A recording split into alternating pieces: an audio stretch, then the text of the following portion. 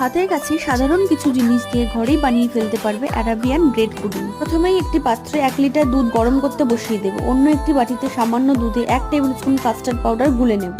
তারপর গরম দুধে হাফ বাটি চিনি ও গুলে রাখা কাস্টার্ডটা অ্যাড করে ভালোভাবে ফুটিয়ে নামিয়ে রাখবো। এরপর কাজু, আমন্ড, পেস্তা চপড করে গরম দুধে দিয়ে দেব। এবার ব্রেডগুলোকে এইভাবে কাট করে নিয়ে একটি কাঁচের বাউলে এইরকম ভাবে সাজিয়ে নেব।